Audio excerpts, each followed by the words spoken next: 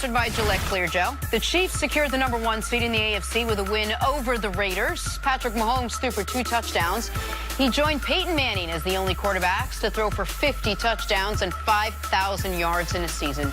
Nick, did Mahomes lock up the MVP yesterday? Absolutely, and maybe, or almost certainly more importantly, the Chiefs' offense got its mojo back a bit after a few performances where they were held under 30. This is the first team in NFL history to score at least 25 points in every game all year. They scored at least 26 in every game all year, only held under 34 times. The offense looked like itself again, which is what they were going to need to have because that defense been MIA all year. Why can't they just schedule the Raiders every week? You want to get right, Don't schedule tell the Steelers well, for them, schedule the Oakland Raiders. It just amazes me that people still play Tyreek Hill one-on-one with no safety over the top, and then are surprised when their guy loses a foot race. Like, come on, man, this is one of the fastest guys I believe to ever put on a pair of cleats. But I tell you what, this team is going to be dangerous, but it's going to have to outscore everybody. All right, on to the AFC North, where the Ravens controlled their own playoff destiny against the Browns, and they were able to hold on for a 26-24 win. Lamar Jackson rushed for 90 of the team's whopping 296 yards on the ground. Bart, how dangerous is this Ravens team? Extremely dangerous, because you talk about that they're good at all 3 phases of the game. Special teams, defense, and now this run game is starting to become good. And I love what Marty Motorwig does. He really manipulates the pocket for Jackson, but also he's starting to make a couple plays down the field, and you have to respect that. And I think teams are going to say, you know what, we're going to take away the run, and it's going to create some opportunities down the field, maybe to John Brown, on some, block him up type of things. They're an extremely dangerous football team. And here's the other thing with the Ravens. I know what Lamar Jackson is doing is not sustainable for years. Doesn't mean it's not sustainable for a few more weeks. He's going to have to learn to become a better passer, and he's going to have to take care of his body more for the length of his career.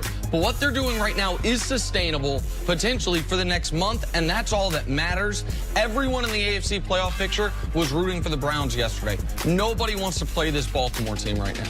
All right, moving on to the Steelers. They beat the Bengals, but with the Ravens win, it didn't matter. It has been a roller coaster season for Pittsburgh. Started the season 7-2-1, still managed to miss the playoffs. So, Nick, what went so wrong for the Steelers team down the stretch? Everything. From the start of the season and then bungling the Le'Veon Bell situation where they played chicken and they thought he would show up at some point. He didn't. To starting through 10 games, they were in great shape. And then they blew 3 consecutive games, the pick in the end zone against the Broncos, blowing the 16-point lead at home against the Chargers. We know what happened in the Raider game down the stretch. Now, the year they finally beat the Patriots, a year where the Patriots were wobbly and 11 wins would have gotten you the 2 seed. They couldn't take advantage. They're not even going to get a chance to play the Patriots again in the postseason. I think you got to put it directly on Big Ben. Big Ben really didn't play good enough. They put it in his hands when James Conner got injured. He couldn't carry the football team. And you look at, James Conner really hitting the wall, getting injured, really hurt them because it made them one-dimensional. And they didn't have anybody that can close when they got that lead where they can salt the game away. And, that has to go to management as well. They have to take a little ownership of, this team, the bottom falling out. All right, moving on. Kirk Cousins and the Vikings, they faced a win-and-get-in scenario against the Bears, and Kirk Cousins could not get it done. He threw for just 132 yards, completed barely 60% of his throws. Vikings lost 24-10. They missed the playoffs a year after going to the NFC title game. Here's Kirk Cousins after the game. I don't know what the scale of disappointment is, but we're disappointed. Would love to be in the playoffs, and I said it all year. I love our team, love our group of guys, and we weren't ready for it to end. And unfortunately, it's over. Well, the game we played today, it's not a playoff performance. You can't go out there and play like we did today. Expect to get in the playoffs, and so I don't think we deserve the way we played. We don't deserve to get in the playoffs. No. All right, Nick, who's to blame for the Vikings missing the playoffs? Everybody. You want to start with Mike Zimmer, who I think is a great head coach? Fine. You had the talent of a top 3 defense that played just like a top 8 or 9 defense. That's not good enough. You want to blame the general manager for not addressing the offensive line in the offseason, instead prioritizing upgrading the quarterback, instead prioritizing some contract extensions. That's fine. You want to blame the offensive line for being mediocre to bad all year. Fair enough. But the primary culprit is that guy, number 8.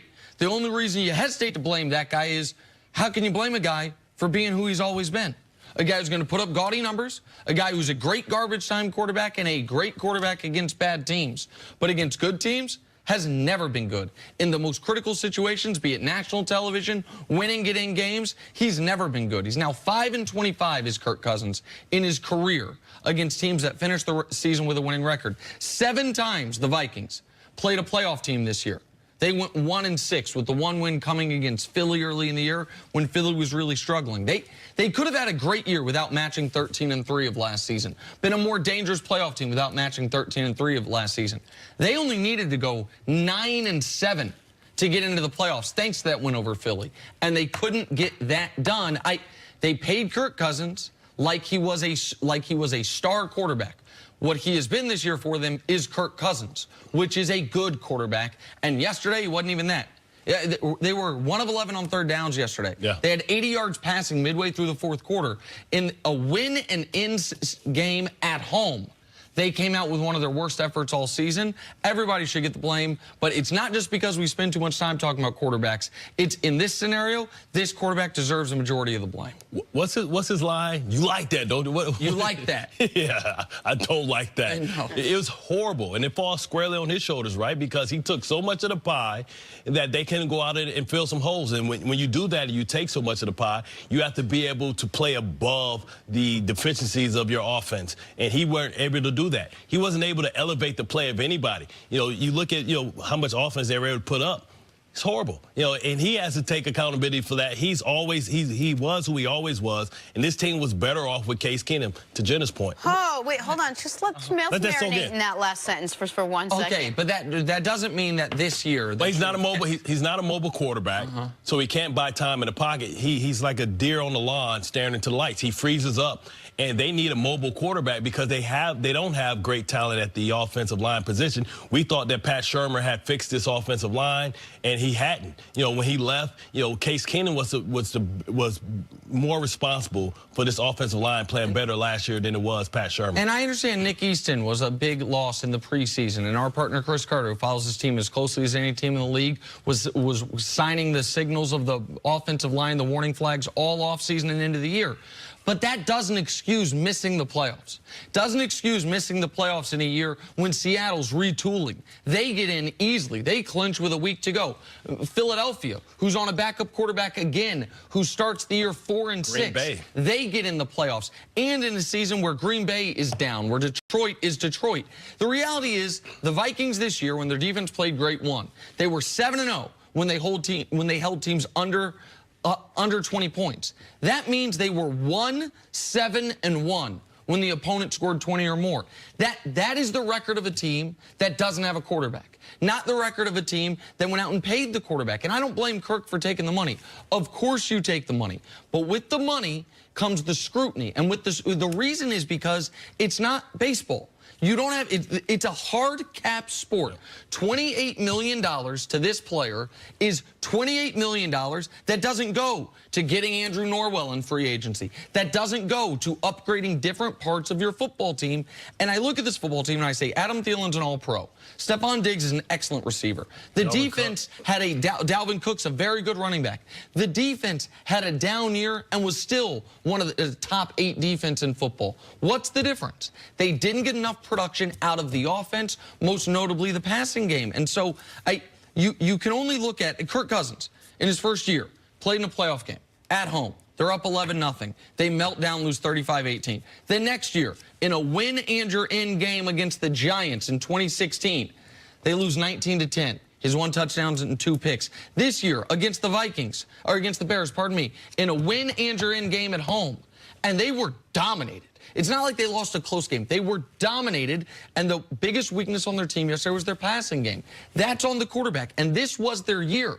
Like, they're going to have to pay guys and lose guys this coming offseason. That's why they went and got Kirk Cousins for this year and next year. If next year this team is not a double-digit win team contending for a Super Bowl, then this iteration of Vikings football is done with, and that's going to be on his shoulders. They better go out and get a guy. I don't know, maybe like Case Keenum. Well, he's probably going to get cut, so he might be available. Patriots. So good. He's getting cut, coach getting Nick fired. Foles doesn't work anywhere but Philly. Maybe Case Keenum doesn't work anywhere but Minnesota. Patriots ended the season on a very strong note. They demolished the Jets 38-3 with Tom Brady throwing 4 touchdown passes in the process. The season may not have been the dominant one we've come to know from the Patriots, but somehow and some way they put it all together. They'll now be the AFC's 2 seed, getting a first-round bye for the 9th straight season. Here is Tom Brady on the importance of getting a week off. We had a great opportunity for it, and just glad we could close it out. So you'd hate to have that opportunity and not, handle what we needed to handle, and just glad that we did, and just ended up being a great, way to finish the year. Won 2 games at home and against our division opponents after 2 pretty tough losses, but showed some resiliency, and we're going to need it going forward. We got certainly a lot of things to learn about ourselves, a lot of things we can improve on, and see if we can, win a game here in 2 weeks. All right, Bart, what do you think about this team that we have seen down the stretch, the whole season, really? Are they good enough to make another Super Bowl run? I think they're a heavily flawed team, but then again, everybody in the AFC is flawed. This is never been as open as it's been. There's no one dominant team. Everybody has its flaws, but I just don't know if the Patriots have, enough playmakers to really make a case. I don't think they have that fear factor, that advantage that they used to have. And we know that, they'll get a bye, but potentially they're going to have to take the show on the road. And that's when they're struggling. Their history says that as long as they have home field advantage throughout, then, you give the advantage to them. But I don't think the Ravens fear him. I don't think that the Texans fear him. I don't think the Colts fear him. I think that, Gronk and his inability to really dominate and manipulate, the coverage is really going to hurt them. Gordon not being able to stay, on the football field means that it has to run, and the offense has to run through Sony Michel. I always go back to Warren Moon, and what he said, what he's starting to see is that Tom is really losing his legs, his lower body, his extremities, his ability to buy time, stepping up and stepping out of the pocket, and that's the first thing to go. He missed some open guys yesterday. Hogan wide open in the end zone. He let a ball sail right over his head. Defensively, we know that they can't really stop anybody. They don't have a pass rush. I think this team, if they make it to the divisional round, if they make it to the AFC Championship, I think it's one of the best coaching jobs that Bill Belichick has ever done. So here's the thing. I want to give them credit. They're the only undefeated team at home in the NFL all year. That's remarkable that they were the only one to be able to do it. The AFC East helps, so that's only 3 of their home games. They have 5 other home wins, including a home win against the Texans, home win against the Chiefs. Those are quality home wins. Home win against the Colts. Like, those are playoff teams. Yesterday, they played spectacularly on both sides of the ball in a game they had to win. Like, they went into that game knowing if we drop this game, we play like we did against Buffalo, then we're going to have to play in the wild card round for the first time in a decade. But here's why this is the Patriots team I have the least belief in of any team in a decade. Not just because all the metrics, as raw as what's their record, says it's the worst Patriot team in a decade. They haven't had 5 losses in the 2010s. It's not just because they haven't been able to win on the road. You mentioned every team in the AFC is flawed, and you're right. The Chiefs have no defense. The Ravens don't have a passing game. We can go down to the Texans don't have an offensive line. But all of those teams have one thing they do great. What do the Patriots do great? What do you look at the Patriots and say they're the best in the league at? Or one of the best in the league at? Right now, the answer is nothing. Right now, what the Patriots do the best is be the Patriots. Make sure that they're not going to beat themselves, which they typically don't, the Miami game notwithstanding, that they are going to come into a game taking away what you do best and making you go to your counterpunch. But for the first time in my memory, for the first time really since the Matt Castle year, the Pats are in a spot where teams will go into games against them and say, if you can't run the ball, you can't beat us. They're 9-0 this year when they have 100 yards rushing. They're 2-5 when they don't. So if they go into a game and say, if the defense does, we're going to stop the Patriots running game, do they have enough playmakers on the outside, and does Brady have enough magic left? Because at this point, it'd be magic. We know what Brady is at this point. He was outside of the top 10 in almost every major statistical category. He's still a good quarterback, but he's not going to be the best quarterback in the tournament as he has been so many years. Can he channel it for one more run, the way he has in so many AFC Championship games and Super Bowls? Bart, I think a lot of people would say they're the best coach team, without a doubt, moving forward. And you talked about situational football. I think it folds right into that. No, but not defensively. Defensively, this team doesn't do anything well, and they can't. There used to be a bend-don't-break, be able to, make you go on these 10 to 12 plays and make sure that you don't get a procedure penalty, get behind the sticks.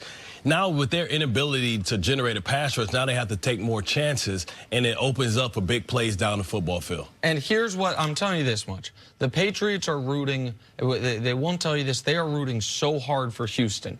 If Houston wins their game against the Colts, then Houston goes to New England. If the Colts upset the Texans, then the winner of Chargers-Ravens goes to New England. I think either of those teams can go in New England and win that game. Houston, I think it'd be tough because Houston has the big deficiency on the offensive line, and Bill Belichick against his disciples, of which Bill O'Brien obviously is. I feel like that would be a tough matchup for Houston. But if the Colts can beat the Texans, it could be one and done for the Patriots this postseason, something we have not seen in the better part in almost a decade. Yeah.